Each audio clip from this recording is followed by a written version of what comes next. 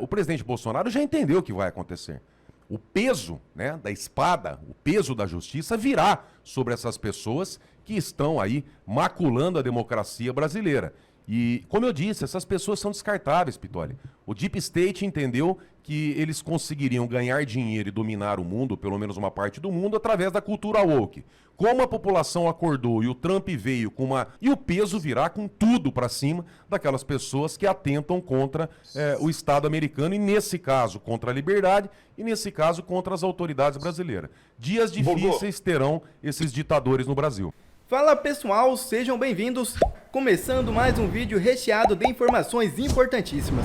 Mas antes, inscreva-se agora mesmo no canal, deixe o seu like e compartilhe esse vídeo com o máximo de pessoas. Assim você vai estar me ajudando demais. Giro na tela e notícias a seguir.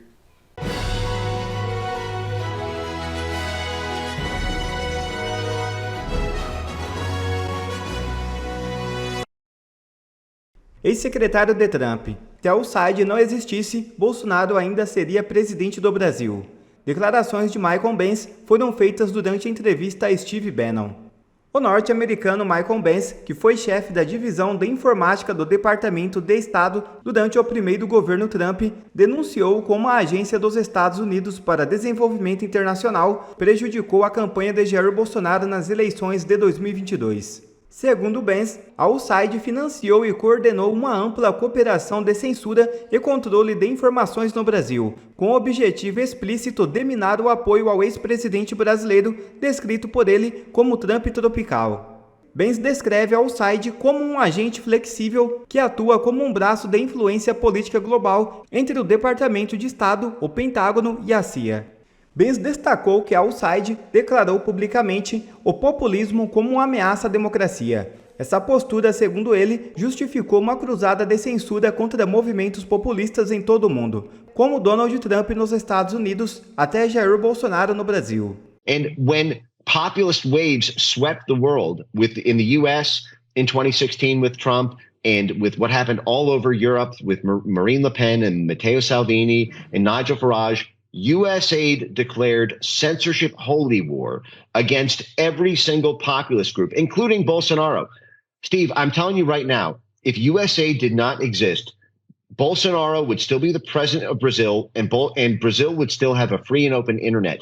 It was USAID that spent tens of millions of dollars of American taxpayer money funding the push to get anti-misinformation bills passed in the parliament there.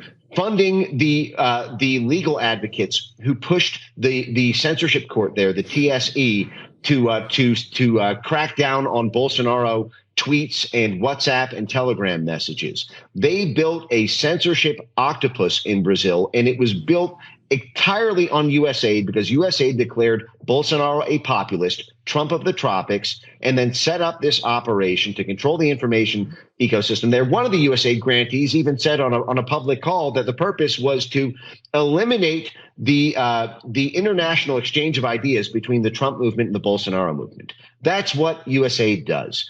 They kill domestic populism because it gets in the way of their foreign policy goals. Qualquer discurso semelhante de Moraes é mera coincidência. O que nós estamos vendo já há pouco mais de uma década, eu diria, no mundo todo, é um aumento dos ataques à democracia, com estratégias diversas do que ocorreu na década de 60, principalmente na América Latina, mas nós estamos vendo o crescimento de um populismo baseado na ideologia de extrema-direita, mas um populismo que, de forma, eu diria, inteligente, passou a atacar a democracia internamente. É um populismo que verificou a incapacidade de um ataque externo à democracia no sentido de romper formalmente com os ideais democráticos e fez toda uma reconstrução a partir da utilização, basicamente, das redes sociais, de milícias digitais, uma reconstrução estratégica para, com a desinformação, atacar as instituições democráticas e os mecanismos democráticos por dentro. Parece que agora tudo começa a se encaixar e fazer sentido. No último domingo, o empresário Elon Musk chamou a USAID de organização criminosa e acusou a agência de estar envolvida em trabalhos sujos da CIA, na censura da internet e de ser usada pela esquerda radical para financiar partidos políticos e a mídia esquerdista em todo o mundo. Já nesta segunda, Musk disse que sugeriu a Trump encerrar a USAID. No entanto, o secretário de Estado dos Estados Unidos, Marco Rubio, foi nomeado como diretor interino da agência. Veja as consequências e como isso impacta o Brasil com os comentários da Rádio Auriverde Brasil. Essa tal de USAID, USAID, o que é isso aí, João? Olha, Pitoli, a gente tem muitas informações a respeito disso. Eu fiz um compilado aqui para a gente entender bem melhor essa situação.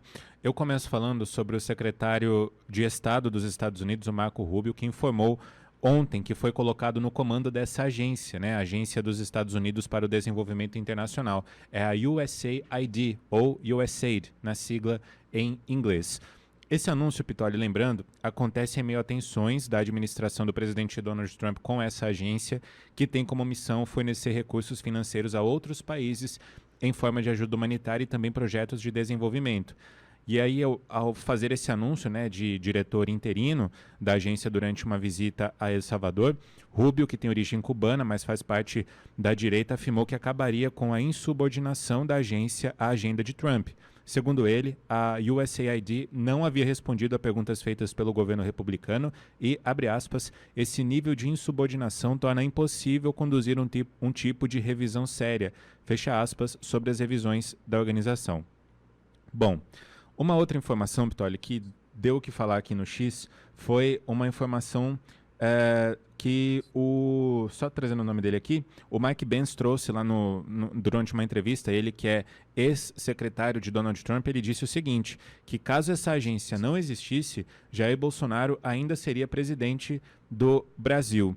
E aí eu trago só mais uma informação, a Caroline Leavitt, a secretária de imprensa da Casa Branca, fez alguns apontamentos a respeito dessa agência USAID. A gente tem um vídeo aí com a legenda da tradução e ela disse o seguinte, que o Elon Musk descobriu que por meio dessa agência, a USAID, o governo Biden estava gastando $32 mil para promover uma história em quadrinhos sobre transgêneros no Peru. Ela diz que não quer que o dinheiro dela seja gasto com esse tipo de porcaria e também diz que os americanos também não querem, tanto que elegeram Trump para acabar com essa situação toda. São várias irregularidades no fornecimento de recursos, Pitoli, que a Caroline Leavitt colocou nessa coletiva de imprensa. Vamos acompanhar. Through USAID over the past several years, these are some of the insane priorities that organization has been spending money on.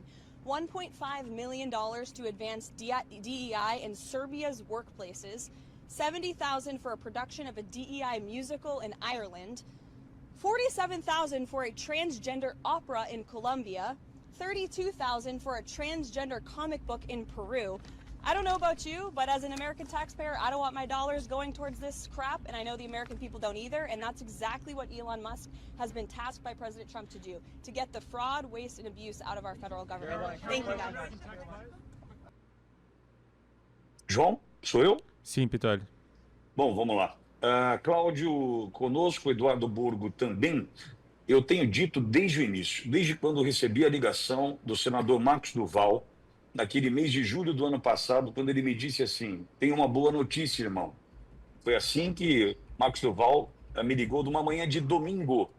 Ele falou, olha, eu soube que ou será candidato a vice, ou será secretário de Estado, um próximo, que ocupava um posto dentro do parlamento americano, assim como o senador Marcos Duval na Comissão de Inteligência do Senado. Eles ficaram próximos e aí muita alegria de Marcos Duval naquele momento, julho do ano passado, eleição em novembro. Confirmou-se então, a partir da vitória de Trump, que Marco Rubio seria, e hoje é, já empossado, secretário de Estado dos Estados Unidos, ou seja, uma relação como um chanceler, como um ministro de Relações Exteriores. E eu tenho dito e defendido desde o primeiro momento. Trump é fundamental no posto que ocupa, é claro que é fundamental. Entretanto, quem vai azedar o doce dessa turma que aí está é Marco Rubio. Não precisa ter dúvida disso. Quem vai complicar os planos dessa turminha suja que continua aí é Marco Rubio. Não tenha dúvida disso. E já, hoje é dia 4 de fevereiro, ou seja, os caras estão no poder há 2 semanas. 2 semanas. E olha onde já estão mexendo. E essa declaração do Benz, para mim, é a mais importante aí, disse que se não tivesse nenhuma interferência, Bolsonaro estaria no poder. Diante dessa fala, você pode concluir, e aí vou passar para o Borgo primeiramente e depois para o Cláudio, diante desta fala, que disse o seguinte, o Benz, se não tivesse havido interferência, Bolsonaro estaria no poder, eu concluo que, Borgão, já apuraram, já sabem o que aconteceu, onde a interferência, né, ocorreu, de que forma, com quanto de dinheiro, quem foram os agentes e quem foram aqueles que executaram o plano no Brasil, que é fundamental para nós. Então, veja, o que Marcos Duval corajosamente fez e me disse lá atrás, em julho, né, defendendo Marco Rubio, vem se concretizando e vem se mostrando fundamental para que, de fato, aconteça o que a gente está esperando desde a eleição do Trump em novembro, que é a posse do dia 20. E 14 dias depois da posse, essa informação. Borgo, bom dia, seja bem-vindo. Bom dia, Pitoli, bom dia, Dr. Cláudio, bom dia, João, e a todos que nos acompanham. Pitoli, nós sabemos o que aconteceu. Nós sabemos, nós temos convicção, nós temos indícios e até algumas provas. Só que com a censura, com a ditadura instalada no Brasil, nós não temos a liberdade de expressão em comunicar às pessoas, inclusive, do que pensamos, tá? Sob pena daqueles que retiraram o direito dos brasileiros de se comunicarem, de se expressarem, de colocarem a gente na cadeia. Ao que tudo indica, isso está mudando, tá? E mudando não porque o presidente Trump ou os Estados Unidos, eles querem mudar a linha ideológica, não é por isso, sabe? O que move o mundo, o que move a política americana e todas as políticas é dinheiro, no final é tudo grana. Por que que os Estados Unidos, o Trump focou diretamente no Panamá? Porque ele está preocupado com a linha ideológica, com a cultura woke no Panamá? Não, ele está preocupado com o canal do Panamá, que envolve grana, milhões, e é uma posição estratégica, inclusive, no caso de guerra, tá? Então, há uma agenda, eles estão trabalhando nessa questão do Brasil, e nessas prioridades de dinheiro, essas pessoas que estão implementando a ditadura no Brasil são peças, tá? Há uma mudança de chave, pelo que nós estamos vendo nos Estados Unidos, que antes o Deep State, né, as grandes famílias, o Estado profundo, eles usavam a cultura woke, a esquerda, para indiretamente faturar, ganhar dinheiro, e agora eles viram, e a maior prova disso é o Mark Zuckerberg, as grandes plataformas, Bezos, enfim, se aliando ao Trump, tá? Então, essas pessoas que implementaram a ditadura no Brasil, eles são peças, eles são descartáveis e serão descartados, tá? Agora, eu espero mais do que isso, viu, Pitoli? Eu espero cadeia. Essas pessoas têm que pagar o preço que estão fazendo, a maldade que estão fazendo com os patriotas, por exemplo, as pessoas presas, tá? Então há essa tendência, essa mudança no Brasil e no mundo, tá? É muito importante o que está acontecendo nos Estados Unidos. Essa agência que o João acabou de citar, eu tenho que lembrar também que o primeiro ato, um dos primeiros atos do Elon Musk, foi levantar que 50 milhões de dólares acabaram ali caindo nas mãos eu não sei se pode falar o nome, o HAMAS, é assim, né, João? Pode falar. Pode falar. Tá? Que, olha que ponto que nós chegamos, né? A gente exercendo atividade jornalística, não saber se podemos falar o nome de um grupo enfim, é complicado, tempos difíceis. Mas que esses 50 milhões de dólares foram desviados, ali acabaram caindo nas mãos de um grupo terrorista que seria para comprar preservativos, quando na verdade eles estavam usando esse dinheiro para atacar o próprio povo americano, que é o detentor, que é a origem de todo esse dinheiro. Tá? Então tem sim uma nova cultura, nós sabemos o que aconteceu, nós às vezes seguramos aqui as palavras, mas essa verdade virá à tona, Pitoli. Na política não existe coincidência. Quando vem para cá o diretor da CIA para falar para o presidente brasileiro, olha, respeite o resultado das eleições, meu Deus, se isso aí chegou ao conhecimento de todo brasileiro que está na grande imprensa, está na mídia, qualquer um consegue fazer uma busca, não é à toa. Cadê aqueles caras pálidas que falam tanto em soberania do país? Como é que vem um diretor da CIA e falou para o Bolsonaro que deveria respeitar o resultado das eleições? Para quem consegue ler nas entrelinhas, nós sabemos o que aconteceu. Nós sabemos que é muito mais do que respeitar o resultado das eleições. E agora, como tudo no mundo, na política muda, os diretores, o chefe, o presidente americano é outro. E nós temos aí, como você disse, o Rubio, que tem um cargo ali de super-ministro, né, que envolve ali o que seria no Brasil o Ministério da Justiça, Polícia Federal, as agências americanas, a Advocacia Geral da União, Ministério Público, enfim, ele é um super-ministro, ele entende, ele sabe o que está acontecendo e essas mudanças passarão pelo Brasil e essas pessoas pagarão caro. Inclusive, Pitoli, eu ouso dizer, eu não tenho informação, você é uma pessoa que tem contato direto com o presidente Bolsonaro, eu não tenho. É uma análise que eu faço com toda essa experiência que eu tenho acompanhando a política nacional e internacional, que o presidente Bolsonaro já entendeu. Tá? O Eduardo Bolsonaro é uma pessoa muito influente, tem contato direto com o Trump, com autoridades, inclusive com o Rubio, Marcos Duval, enfim. O presidente Bolsonaro já entendeu o que vai acontecer. O peso, né, da espada, o peso da justiça virá sobre essas pessoas que estão aí maculando a democracia brasileira.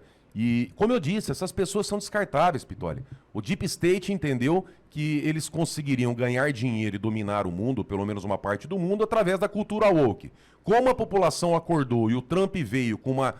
ao contrário, né, do que a imprensa comprada, prostituída, disse, que os Estados Unidos estava rachado, mentira, nós vimos o mapa da votação, Estados Unidos com uma ampla maioria ali, quase a totalidade, tirando os estados, né, onde não tem votação auditável, né?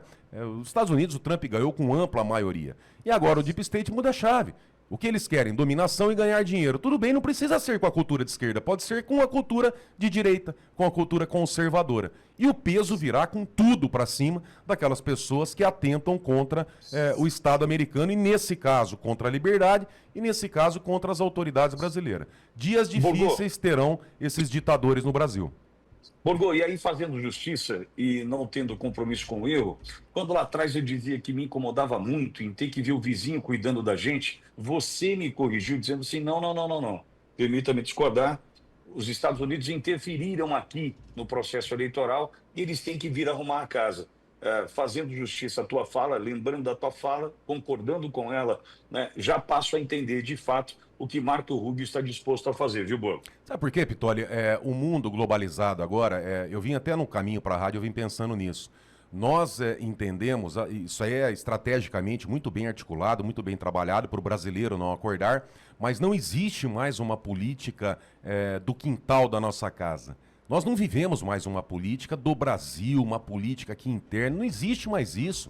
O mundo está interligado, os países estão interligados. Os interesses do Brasil refletem diretamente nos interesses dos Estados Unidos, da China, Taiwan, por exemplo, com semicondutores, como apareceu em alguns vídeos de ontem para cá na internet. Tá? Então, todos os interesses estão interligados. O Brasil está diretamente ligado aos interesses americanos. E quando tem o Biden e essa cultura de esquerda e vem um diretor da CIA para o Brasil, nós sabemos que teve interferência, não há dúvida. Mas por que vocês não falam abertamente as informações que tem? Informações que nós lemos, que buscamos, que estudamos, porque se falar vai preso.